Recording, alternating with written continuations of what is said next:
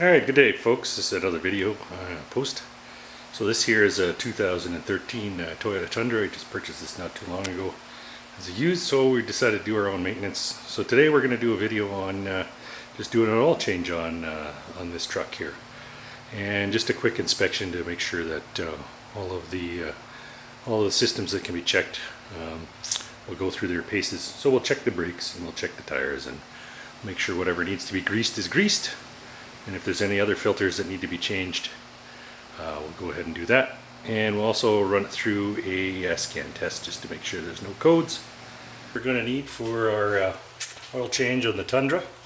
So it calls for, I think, 7.4 liters. Anyway, you can get that information out of the repair manual. This one's for 2007-2014. So I'm assuming this oil change would be the same for all of them, 2007 to 2014. So I need just a filter, and I've got about 8.8 liters worth of 0.20 weight. That's what they call for. Apparently you can do some 520 as well if you like. Unboxed. So there you have just the filter canister itself. And we have here a new gasket for the bottom and for the top, and there's your drain.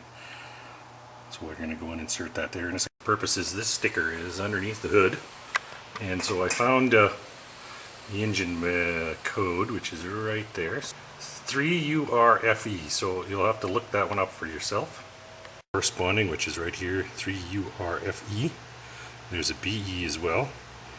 This is 2010 and later model, so we're looking at 7.9 quarts or 7.5 liters. 5.7 liter in it. There are some older models with a 4.7. Anyway, it currently has 125,940 kilometers on it. And so we're coming up to our first 6,000 kilometer change according to our oil change sticker. Start with an oil change. I try to get the cap right off and ventilate the system before we take the plug out to drain all of the fluids. And also, I try to locate the dipstick, which is down here. I usually give that a pull, leave it out so that it gives a little bit of a drain. In the meantime, I usually just check the washer fluids, and then we'll check the air filter as well. And I normally go through a procedure of making sure that the power steering fluid is good. Also do a battery test, and we also check this to make sure there's no leaks in our brake fluids. One other thing that I do while I'm doing these maintenance checks is to make sure that there's no leaks on the top of the motor. And also I go ahead and check to make sure that the belts are okay.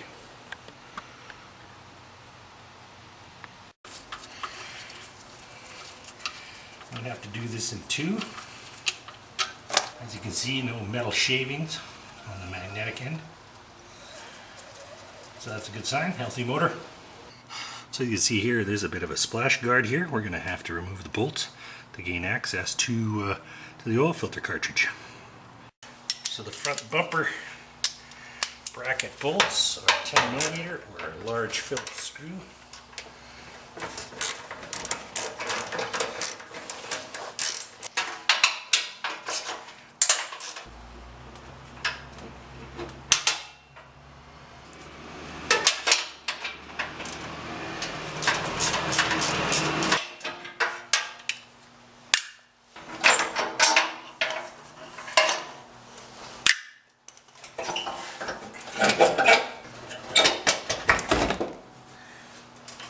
Shield is off.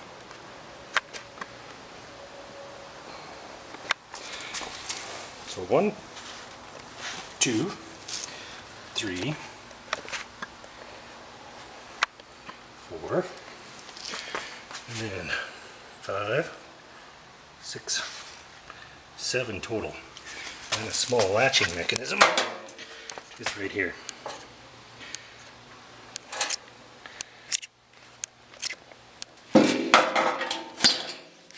Alright, let's have a look underneath.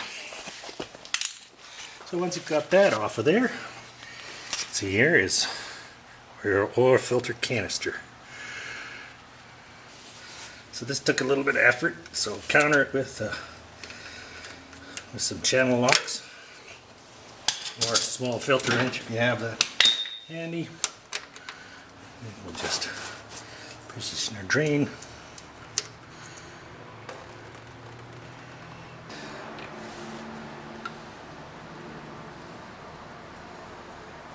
And there we go. Only a little bit of oil on me.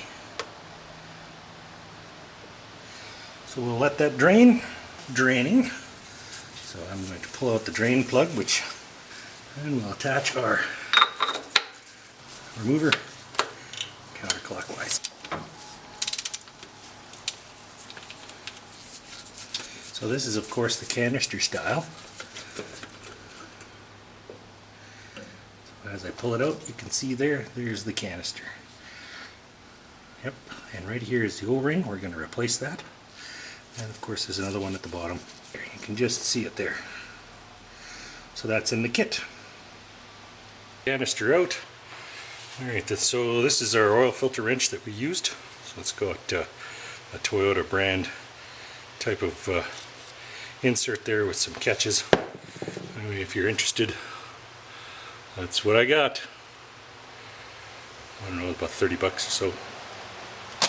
Here's the new filter. Here's the old filter, so we're just going to go ahead and pull that out of there, just like so. We'll discard that appropriately, and then we just need to get this filter ring out of here now.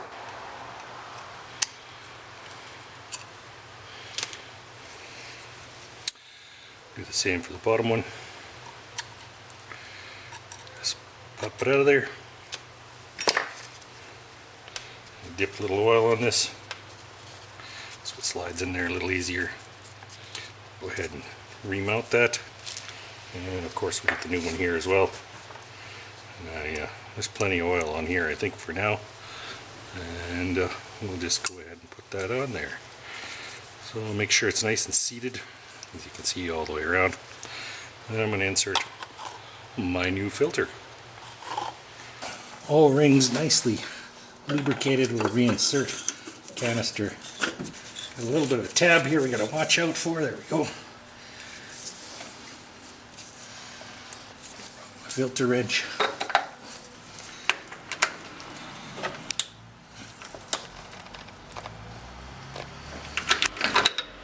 We'll go ahead and reinsert our plug. Drain.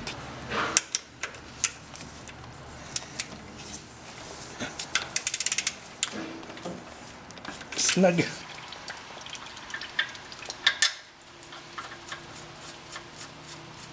Now put that back on, so this goes to 30 pounds.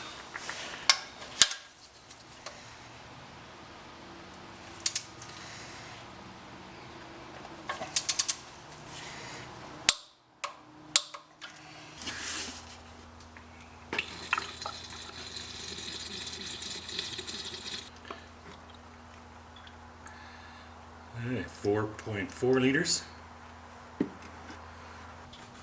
3.5 liters is what we need. That should do it.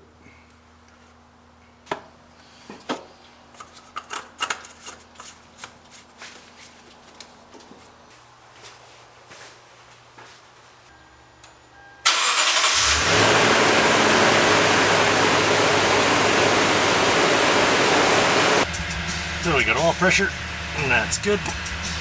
We'll let it run through its warm-up cycle. Put some heat in there, and we'll check to get the stick.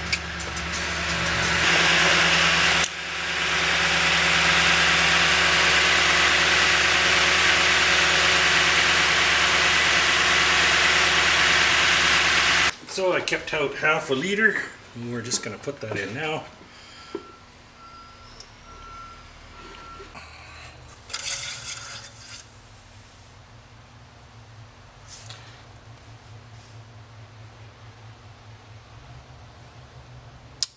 So that seems to be right at the full mark. Nice clean oil. This truck's ready for another go round.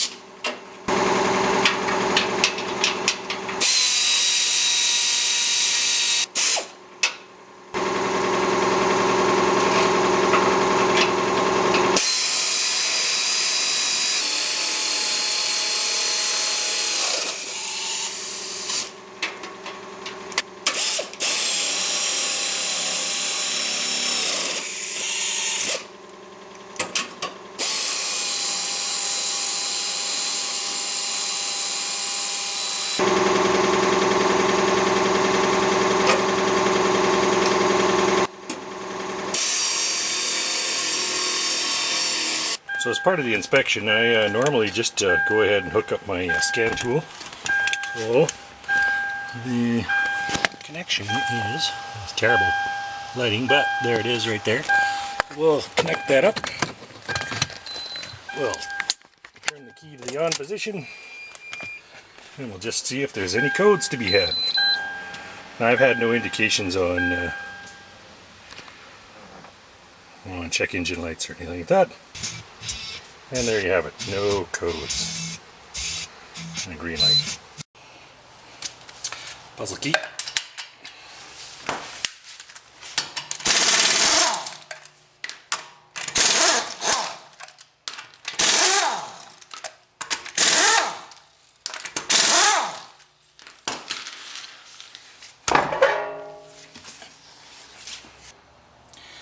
On quick inspection, I usually just check to make sure there's no uneven wear, and of course thicknesses of the pads.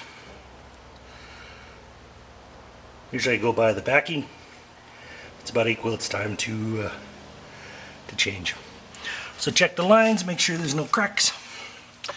Steering control mechanisms, make sure that they're not cracked or leaking. CV joints and boots, front and back, and checking for any loose wires at the ABS. Also check the shock, make sure it's not leaking. Right rear. Tight here, I think.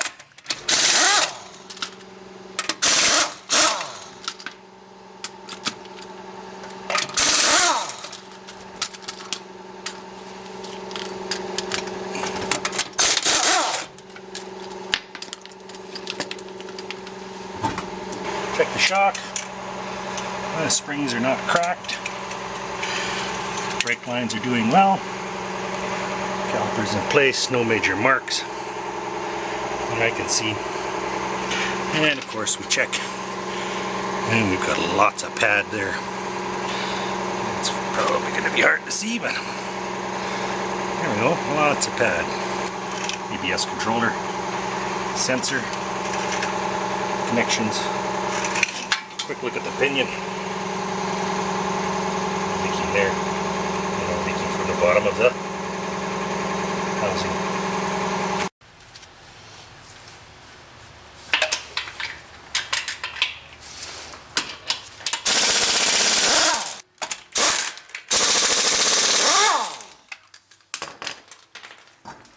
Once again, check this side, check for wear.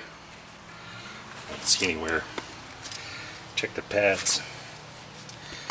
Make sure the pad wear is even both sides, so it doesn't indicate a caliper problem. Once again, go by the backing distance compared to your pad. Usually I go by a rule of thumb. It's about the thickness of the pad. It's time to consider changing them. Once again, check the CV joints. No leaking there. Steering control arms as well. Check my shock, not leaking. Make sure none of my lines for the brakes are leaking. And make sure the ABS controller is attached and no frayed wires. Alright, here is the left rear.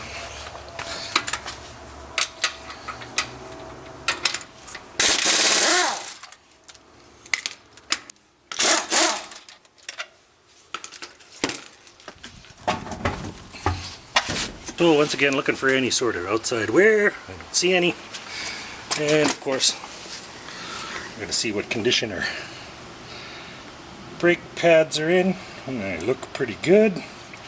Check the brake lines. Yep. ABS. Make sure they're not frayed. And check the leaf springs. Nothing broken. And once again, have a quick look at the pinion. And of course the shock. So just as a side point, normally I just, instead of just going and nonchalantly rotating my tires, I usually just use a tread depth gauge, and you can see one right here. So this is the left front. So we'll just check the tread depth on that one. So it's showing just a little over 11/32. And we'll go over to the right front, do a measurement there as well. once again, it's showing 11:30 seconds.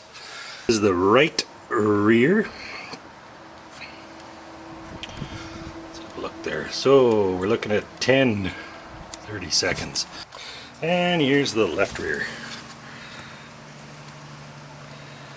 So that's looking like just under 10:30 seconds. So our back tire is equal across the back and sort of the front. Do a rotation, put the front tires on the back here.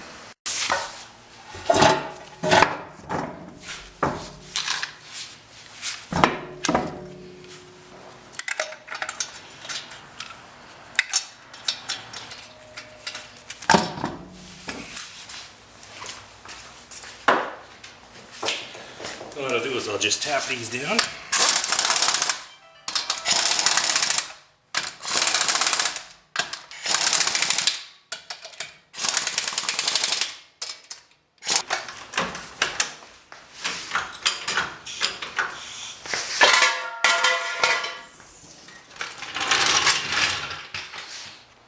So now, of course, we're going to torque down the wheel nuts using the puzzle key, and we're also going to do it in a star pattern. So normally I leave the puzzle key for last. This particular truck with the aluminum rims will be 97 foot-pounds. So we start in a star pattern. Click, click. Puzzle key last. I don't know why. It's just one of those goofy things. So subsequently then you can go around and do all the rest. And again we're going to torque to 97 foot-pounds.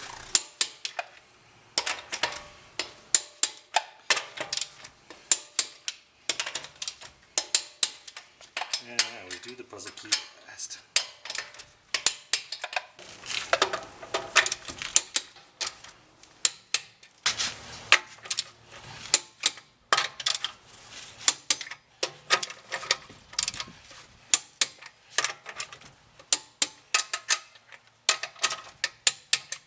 Well, there you have it, folks. 2013 Toyota Tundra, oil change and regular routine inspection done. Normally at this point I'll just go check the lights and make sure that they're all working, windshield wipers. And then of course this poor baby here, she's put a few miles on this summer. She's going to need a good cleaning. Anyway, I hope you enjoyed this video. I'm hoping to do some more on this truck as the maintenance starts to come up on it. It is a 2013, it's got a few miles on it, however it's a pretty solid truck. And at this point I don't foresee any major issues or any major maintenance that needs to be done. But you know what, I figure 2013, we'll see how long I keep the truck and how many videos I can make out of it. Anyway, if you've enjoyed this, please subscribe, like the video, and by all means check out my other videos. Thank you very much.